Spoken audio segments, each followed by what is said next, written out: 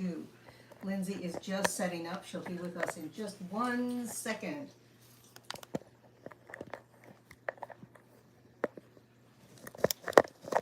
Okay.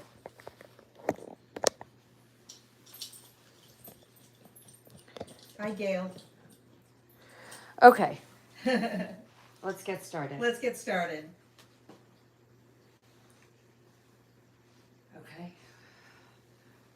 Well, let's make sure I can see everybody here, and we will get started. It's always very confusing getting the cameras right and everything else. It's truly the toughest part. Okay, we're good to go. So, welcome back to Reach Out Recovery Live. I'm Lindsay Glass. And I'm Leslie Glass. And we are the founders of the Reach Out Recovery website. We are best-selling authors and self-help publishers since 2011. Our book, The Mother-Daughter Relationship Makeover, was featured in Oprah's book club last year, and now we're live on Facebook and YouTube to share our family healing and wellness insights. If you have relationships you'd like to improve, you are in the right place. Subscribe to our YouTube channel and give us a like to support our work, and we'll bring you new conversations about family and wellness every week. So today we are diving into Parenting Addicts Part 2. If you joined us for Part 1, you know we covered some of the basics, things like helping versus enabling.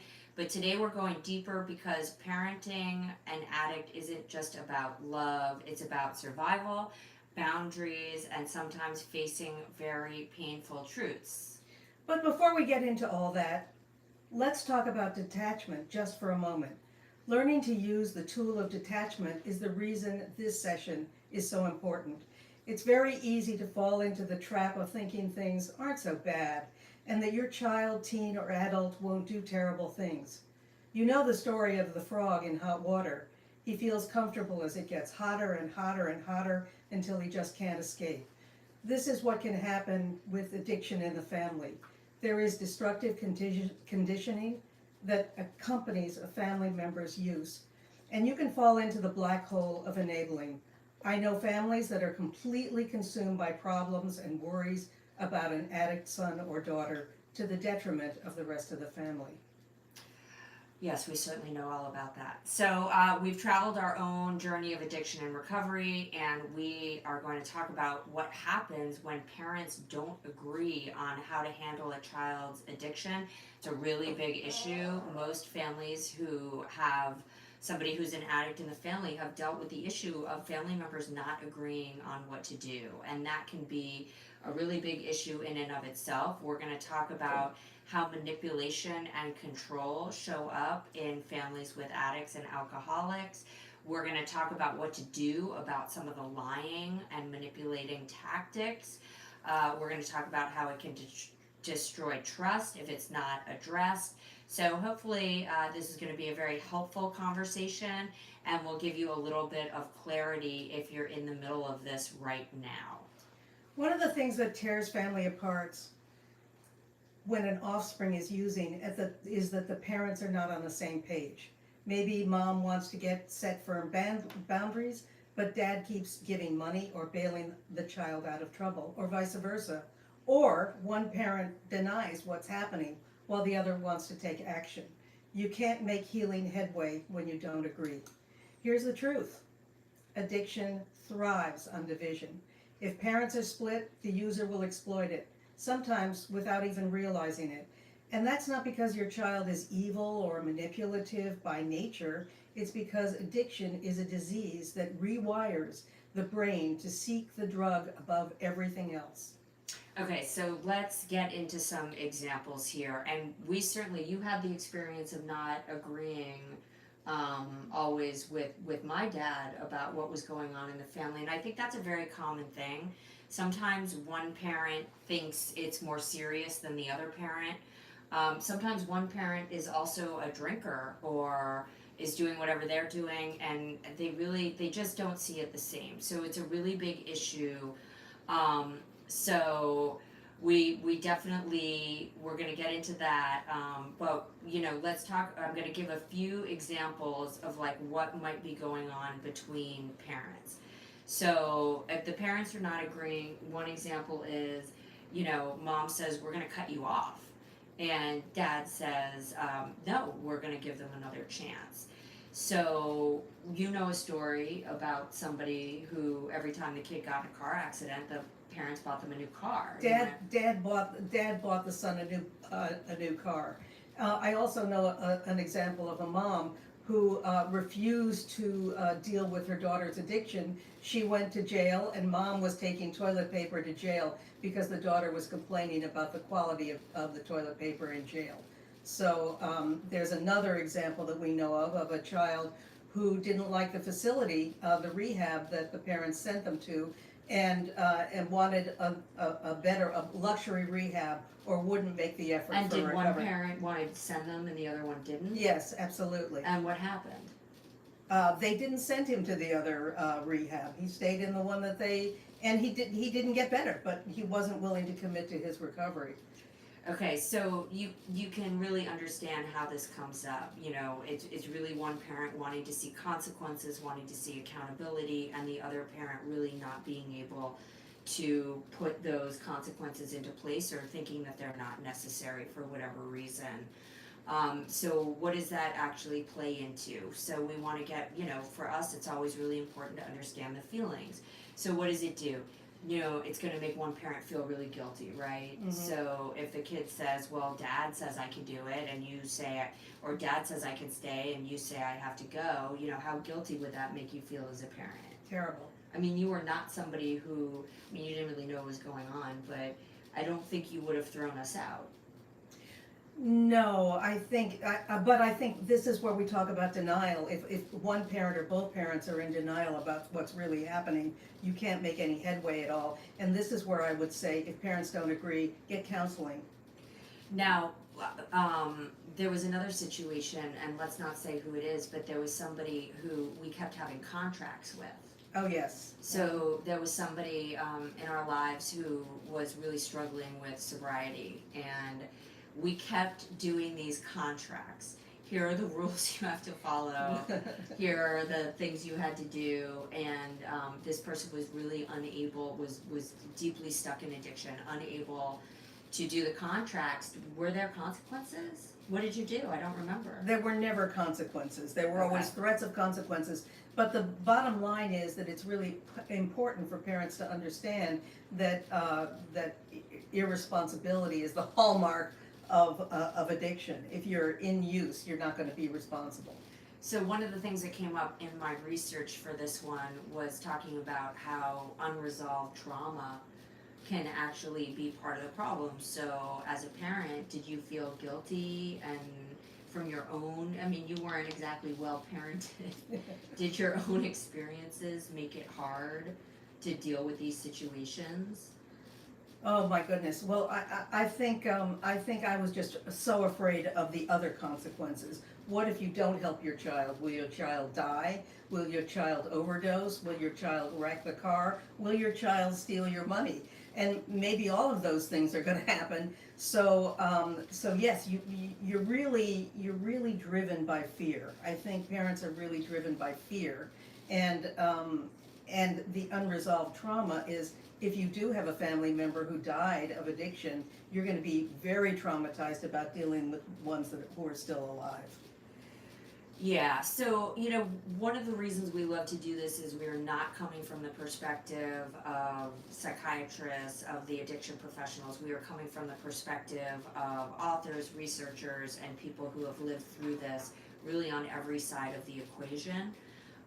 So I always like to say, here are the results of not having those consequences put into place. When I was growing up, we had no boundaries. So it talks about the consequences being inconsistent boundaries, but we had no boundaries in our house. No. So when you can't enforce a contract, when you can't enforce consequences, what you have is a kid who knows that they can get away with anything, and a kid who will try and get away with anything, and will push the boundaries further and further and further. So inconsistency between the parents and inconsistent boundaries will cause confusion. It will increase the level of manipulation a kid is able to use with the parents. By the way, if you know that one parent's going to get mad and one parent isn't going to get mad, which parent do you think you're going to go to when you're in trouble? So it really becomes like a little bit of a game within the family. And I can promise your manipulating addict will cause division between the parents. And triangulation. Yeah, that's the goal, really. Yeah. Let me deflect the blame away from what I'm doing. Like, I want to deflect what's going on here and So mom- get them fighting. Yeah, so mom is fighting with dad, or dad is fighting with mom, and the kid is off using. Yeah, or if there's another kid we could blame this on, Yeah. let's blame it on somebody else. Right. And I was absolutely guilty of doing that too. So we're just going to go over a little bit of a solution framework. So if you and your spouse or your partner or your co-caregiver you guys are just not on the same page about what is going on with somebody in the house, and it could be any age. In this day and age, we know people who have adult children living in the house. In their 40s with their children. Absolutely, and nothing wrong with it, but No. we all have to talk about, what the framework of solution has to be. So as parents, the first thing we're gonna recommend is That you acknowledge your differences as parents without blame. Agree on the non-negotiable safety, no drugs in the home, no violence, no abuse, and you may need help with this, and if you don't agree, I say get counseling, get a family assessment, but the most important thing is to be able to present a united front to your child and privately hash out your disagreements. Don't let your child be the one who creates the violence among you. I cannot stress this enough. Do not have these fights in front of the addict child, because all you're doing is giving them an opportunity to point out how crazy you are, to point out how dysfunctional you are, and to be able to get out of whatever they're in trouble or what's trying to happen. So having that united front, you don't have to agree, but it's really important to have a united front in front of the kid. So Lindsay, what should parents do if they can't agree on a course of action? I think that this is the moment where they need to bring in professional help, read books, study what's going on, learn more about the issues. We are we write self-help books, and we write them because we had to figure out what were going on in our own issues. So here's the thing, we know a lot of people are not ready to call a counselor, to call the whatever, mental health professional might be helpful to your situation. So if you're not there yet, this is where online communities can be very helpful. This is where just learning about what's going on and trying to get comfortable with the issue. Do the checklists. We are creating a membership site on our website, Reach Out Recovery, where we are now going to have all of these checklists. Because I remember when I was learning about my own personality, and I had a therapist that gave me a book. And it was a book about a personality trait that I have, and I didn't know I had it. And then I read this book, and there were checklists in it, and every single thing I could point to. And it was the first time I was able to say, oh, this is why I'm so sensitive. I've never understood what about me, made me think these things, and now I actually have answers. And that was a very slow, private way for me to start learning about myself without me having to put it into groups. And even before I was ready to talk about it, I could write about it a little bit. So yes, learn about it and get counseling if that's where you're at, for sure. All right, we're going to talk a little bit now about manipulation and control, because listen, addiction is often called a family disease because it doesn't just affect the person using. It pulls the whole family into unhealthy patterns. Parents can get caught in cycles of manipulation and control, and it can get very emotionally violent. Your child might manipulate you with guilt trips, personal attacks, blaming, emotional outbursts, and promises that they don't keep. Your child will have many, many ways of getting at you and poking at you over and over and over to get what they want. And you, as their parent, might be very, very controlling, monitoring every move, checking the phones, driving yourself crazy to prevent relapse. I mean, I've been there. Yeah, yeah. As we think about it, so let's just talk about it for a minute before we get into the examples. I think when you have addiction in the family, you have to expect manipulation, um, and control and lying. I think to think, oh, well, they wouldn't do that. They're a good person. It's just not correct, because somebody who is in active addiction really needs to be able to lie and manipulate to continue doing what they're doing. I'm going to give a few examples from my own life, and then we'll get into the examples. But a lot of the things that I did was, so when I was a using teenager, I lied all the time. And it wasn't that I was lying because I wanted you to, believe that the sky is red when the sky is blue. I just wanted you to leave me alone. So I was going to tell you whatever I needed to tell you that was the path of least resistance. So it's very important to remember that if you have somebody that is trying to evade suspicion, or it's their first go-to is going to be to create scenarios in which you're not going to be doubting them. So some examples that we came up with are, first of all, again, the pitting the parents against each other. So saying, well, Dad said I could. Yeah. That's a really tough one. Then another, and we'll talk about this in a minute, but you don't love me if you don't give me money. And then our favorite, I'll just leave and you'll never see me again. And as a parent, you sometimes wish that that would happen, because it's so difficult having one thing I want to add to what you just said, Lindsay, is that parents are very busy. They're busy with work. They're busy with so many running a household. And when a teenager tells you a lie, you may let it go, because first of all, every parent I have ever known, thousands over the years, have said, my kid was such a great kid. The kid was such a great kid. I never thought they would do this or that or the other thing. And they all say, he was so beautiful, he was so smart, he was so wonderful, until addiction happened. But one of the things as parents that we have to watch out for is that we're so busy, we're going to accept what they tell us because we just don't want to get into it.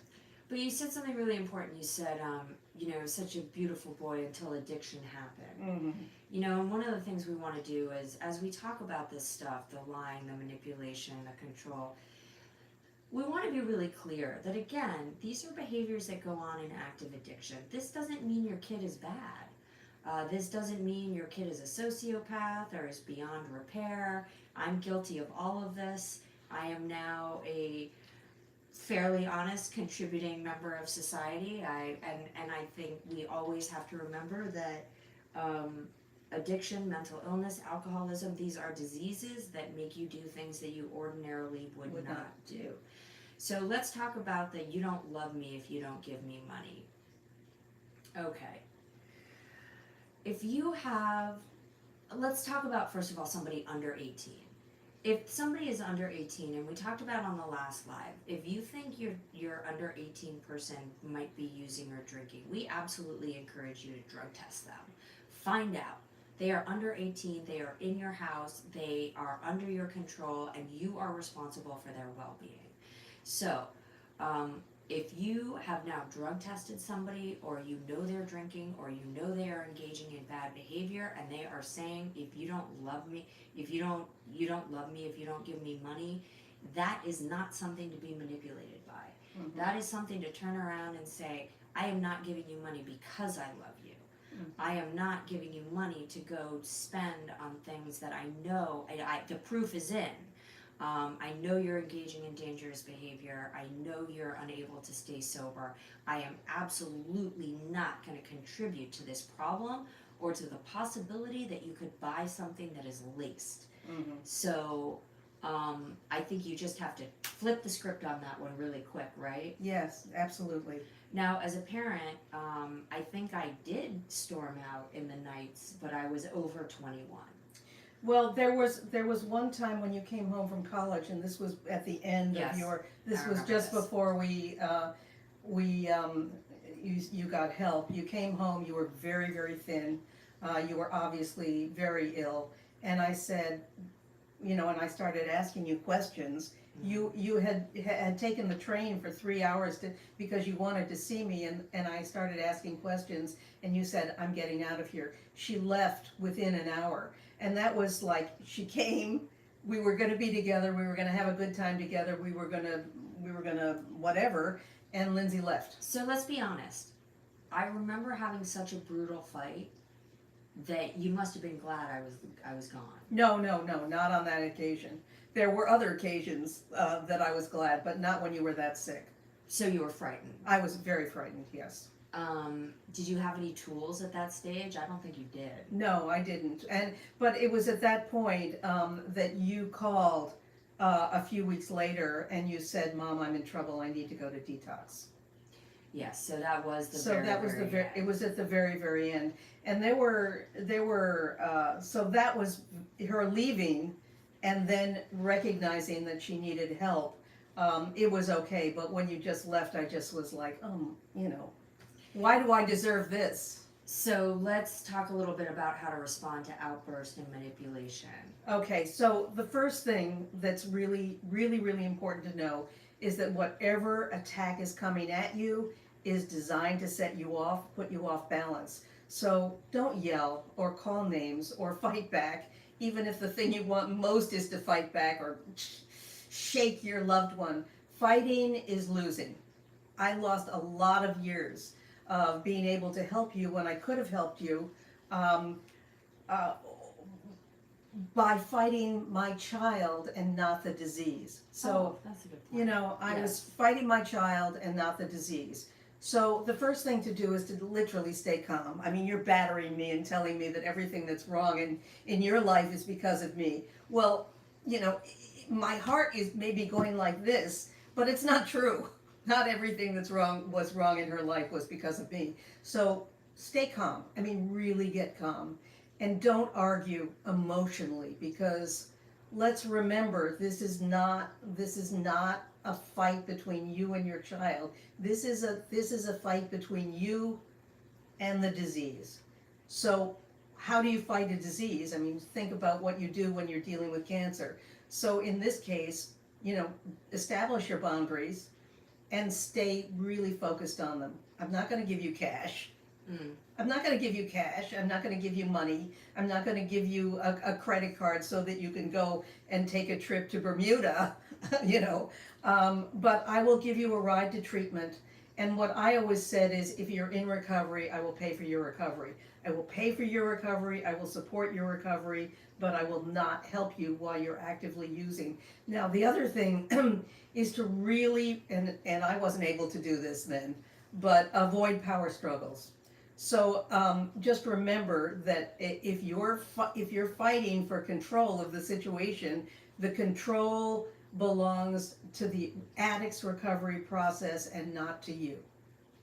Oh, I literally cannot control somebody else's recovery. Okay, so some of the tools that we practice in family recovery is to detach with love. So to detach with love means I love you, but I'm not going to participate in harmful behaviors. For me, detachment also means taking a step back. Mm-hmm. Not picking up the Absolutely. phone every time they call, or when they're not in a good way, not getting involved with that if you don't have to. You can love somebody from afar when they're going through something really, really difficult if you are not able to help. I love that. Don't pick up every call. Somebody's calling you every 10 minutes. You don't have to answer the call. You don't have to get in your car and provide groceries for someone. Yeah. You just, there are boundaries that you can set for what you are willing to do and what you're not willing to do. Absolutely. So, as we're learning, we've learned manipulation breaks trust, control burns parents out. So here are some alternatives. You want to really recognize manipulation for what it is. Remember that this is an active person behaving this way, and you want to pause before reacting. And ask yourself, is this my child talking, or is the addiction talking to me right now? And if you are able to separate those two things, you will really be able to have a calmer reaction. You want to let go of control. If you think you can control this, we have a program called Al-Anon we'd like to introduce you to. You just can't control someone else's alcoholism, addiction, even to teenagers. So while you can do all of these things to keep them safe, help them, you also need to be able to let go of a certain amount of control in your own mind so that you can have a moment of peace in your life.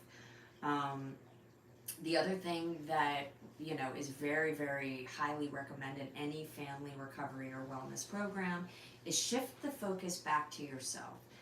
How is your mental health? How is your self-care? How is your recovery as a parent? Is this causing you to drink more? Is this causing you to have marital problems? Is this causing you to have problems at work? This is why it's a family disease. Because one person is sick, but their sickness riddles its way through all the other family members. So this is the moment to be able to detach and say, okay, we've got, and think of it like a garden. This plant has a disease right now, and we actually have to protect all of the other plants and ourselves so that we don't get, the disease. I like that. Okay, we're now going to talk about lying and broken trust, because once your addict child breaks your trust, you're broken too. So let's get real. Lying is part of addiction. Lindsay, you said that a minute ago. And your child might lie about where they've been, what they've used, what they need money for, and literally every lie cuts deeper into the trust you once had.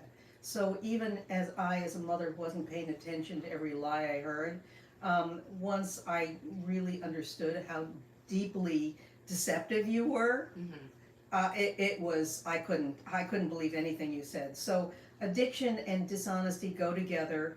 And the reason is this: lies are survival tools to protect use, avoid shame, and get resources. So you need to get resources. But how do parents feel about Can I this? stop you for 1 second? Of course. Because we really want to stress that. What you have to remember is, for the addict to keep doing what they need to do, they must engage in this behavior. So if you think about it, I had a mental health professional working with me once who was helping me understand somebody, and she said, you really have to think about it like aliens took over his brain and body. Yeah, I like that. It's so true. Even though you care deeply for this person, he is now inhabited by aliens, and the aliens are doing the talking for him. So even though he's speaking, the madness that is coming out of his mouth is actually the aliens. So I would also add that so often what we as parents do is remember the child you used to be. So we're remembering that wonderful, wonderful daughter, that wonderful son before. So you're hearing the lies that are coming at you, and you're thinking, well, my kid is in there. The good kid is still in there. So let's talk about how parents feel about this. And if you feel angry, hurt, betrayed, you're not alone.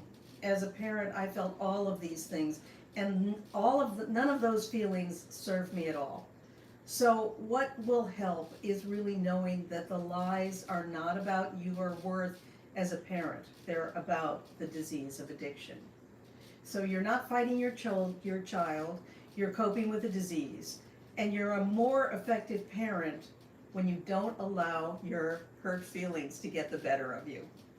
Yeah, before I move on, I want to say that it's interesting. I remember how upset you would get, and the kind of and this isn't a judgment thing. This is a family that is struggling, and the sense of a parent of to a child, like, why are you doing this Why to are me? you doing this to me? And- It's my birthday. You know, and believe me, I ruined birthdays, I ruined events, but there was this sense of, how could you be doing this to me Me. right now? And there was rage, and A lot of rage. part of the problem with that dynamic, and I have all the compassion in the world now for what I did and put her through, but it was like, you have to imagine two wild animals that have radically different needs. Yes. So one is trying to continue doing what they're doing. The other one is saying, why are you doing this to me right now? And what it does is, for the child, for the addict, the reaction from the parent becomes so bad and so scary that you're never going to talk to them again. Yeah, I like that. So, It's true. you know, I was as horrible as I could be. I could also be very scared of you. But I was scared of you. But there it is, right? We could scare each other, and in order to almost stand up for ourselves in this dynamic, you have to be incredibly aggressive. Mm. So that's why it is so important for parents to stay calm. Mm. We know how hard it is, but the minute you become a force in which kid can't talk to you, kid is telling their friends how crazy you are, you lose your authority. Okay, so some strategies if your child is lying. Don't debate the lie. You have to focus on the facts. So again, you know, you catch the kid, you think they're using, you find something in the room. Kid says it's not mine. You do the test. It's theirs. What are you gonna do? You're not gonna debate this lie. Oh, my friends left it. Okay, we know it's you. This is the fact. The tests prove it. What are we gonna do about it now? So the next thing we want you to do is stop being a lie detective. You have to basically set your boundaries, and you know, the kid's either gonna follow them or not. If they follow them, let them be. If they don't follow them, have consequences. But the following around, did you do this? Did you do that? Listen, if you're worried, call where they're supposed to be. Check on them. Put tags on, air tags on their thing. Check their phone.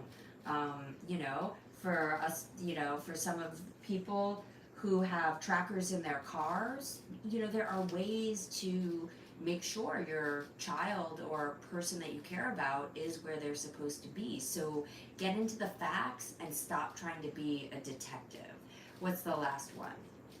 Well, set boundaries around trust. When you show honesty, you get more freedom. When you tell me the truth, you're going to get more freedom. You want to tell the truth, your truth story about the rug? Oh gosh. So early on in my recovery, I was in recovery. I had somebody in my mom's apartment. There was an accident in the apartment, and there was some damage done to a rug that was of sentimental value. So in my early recovery thinking, which was, you know, I wanted to fix it, but my best thinking at that time was to have the rug removed from my mom's house and have it cleaned, all in secretive, and try and have it returned. And it involved me flying from different states to try and manage this, which was so crazy. So I had a sponsor at the time that said, I'm gonna need you to, I told her the story. I said, she's gonna be so mad at me. And she said, I'm gonna need you to hang up the phone and call your mom right now and tell her the truth. Tell her that there was an accident in her apartment, that you've damaged a rug that belongs to her, and ask her what she wants you to do about the rug, because the rug belongs to her, not you. And my response was no. My mom is very scary. I am not going to call her and do that. And she said, I'm going to need you to hang up the phone and call your mother and tell her the truth. And I said, no, I'm still not going to do that. And she said, if you don't hang up the phone and call your mother and tell her the truth, you're not going to be able to call me again. So I hung up the phone and I called my mother, and I ended up telling her the truth about the accident that happened in the apartment with this rug. And I said, you know, I was sober, but this accident happened, and, you know, I'll pay for it and I'll have it fixed. And the funny part was she started crying. And I felt so bad, right? I'm just like, oh my God, I'm the worst. I've ruined this rug. I've made my mom cry. I'm in recovery now. Like, what a terrible person I am. And she said, no, I'm crying because you told me the truth. So, What did that teach you about being honest? well, therein lies the moral of the story. You know, when you go into recovery, you have to really like get past these fears and start being honest with people about how you feel, about your behavior, about things that happen, even when it isn't going perfectly, because it really is in those moments of making mistakes and being forgiven, or being honest and having somebody say, oh, I'm just so glad you told me the truth, that you learn that telling the truth is the right thing to do. So as parents, what should you do? So first of all, stop demanding the truth. Stop looking for, are you telling me the truth? Are you telling me a lie? Instead, look at their behaviors. What are they doing? Their actions speak louder than words. So Lindsay's telling me the truth showed me that she was up for the first time since All that had started. since all that had started, that she was actually taking actions to be honest with me. So it was very meaningful for me. Also, as a parent, don't take the lying personally. This is not about you. Lying, once again, and we can't say this often enough, lying is part of protecting the addiction. And the third thing is set consequences, and we can't say this often enough. It's hard to do as a parent, but if you catch them lying, follow through with the boundaries that you set. So if your kid lies to you about where they've been or where they're going or whatever, and you find out about that, you just check up on them, know where they're going, really find out. Take the car away. Take the car away. Don't give them money. Don't give them step back until honesty is restored. And I think it's really important to say, look, honesty is really important to me. That this is the hallmark of our family and our relationships. Honesty really, really matters. So, and I mean, you can look at us now, it's 20 years later, rebuilding trust takes time, but we get there. It may not look like the trust you originally had, but that doesn't mean it can't be good. There are a couple different kinds of trust. You want to trust yourself. There's nothing worse than thinking you're crazy and having to watch somebody. So you want to learn to trust yourself. You want to trust your boundaries. You want to trust that you're doing the best you can in a really tough situation. And as things, come together, you will learn to trust that other person in your life once again. So we always like to leave these conversations. And if you have more questions, please let us know. Always write to us. We're at reachoutrecoverymedia@gmail.com. You can always find us in a lot of places. We'll tell you in a minute. But we always like to end with hope and healing. That's what our business is about. So while this is all very, very heavy, we know how heavy it is, there can be a light at the end of the tunnel. We know plenty of families that heal. Our family is healed. We know plenty of parents that have found peace, whether their kid is still out there using or not, and they found peace through their own recovery programs, through creating their own beautiful life, and through creating relationships with other people to fill the wounds. Not that, not having a parent or a child in your life can ever be filled, but you can find other people to spend time with, to have, meaningful relationships with, and that's very, very important.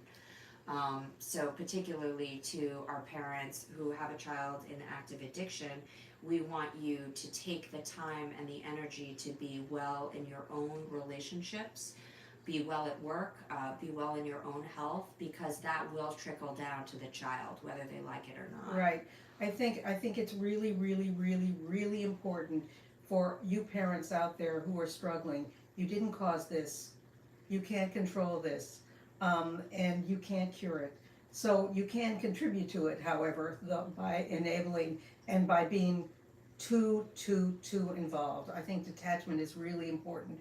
Your kid, you have to have some faith that your kid can get through it. I know a parent who, all the addiction specialists say there is one person in their life who is the spark for change. And I can tell a story about a family member who went to recovery and was given a 3% chance of survival, and the mom sent a card every day while this young person was in recovery, was in rehab, saying, I know you can do this, I know you can do this, I know you can do this.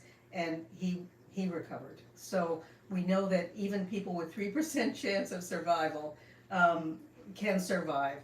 And you need to know that you're not the cause of this and you can't fix it alone. Okay, so we want to thank you so much for joining us for Parenting Addicts Part 2. If today's conversation hit home, please share it with another parent who might be struggling. You never know whose life you might touch.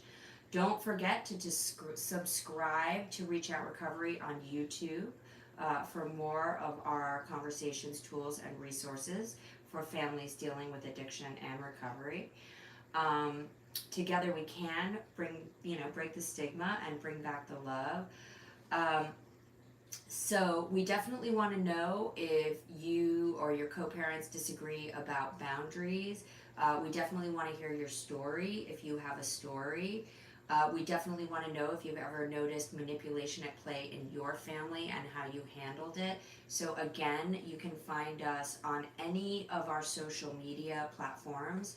We are Reach Out Recovery on Facebook. We are Reach Out Recovery on Instagram. And you can email us at reachoutrecoverymedia@gmail.com. We are happy to hear from you. We will always take seriously what you have to say. And before we go, we want to remind you, if you are an educator or anyone in the treatment arena, please follow us. Please sign up for our newsletter. We are creating a membership site soon. We want to know if our products are right for you.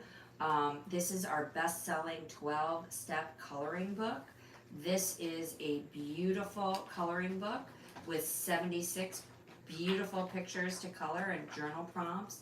And we created all of these tools to help people who are new to recovery or getting used to recovery and have some things that are fun and entertaining and will keep you busy in the treatment setting, at home, when you are going through whatever you are going through. But our goal is to make this process easier for you. So check out our website, reachoutrecovery.com, check out our socials, check out our YouTube, check out our books, and please let us know if we can help you or your organization. Anything else? Oh, don't forget to give us a like. Oh yeah, like us. Bye for now.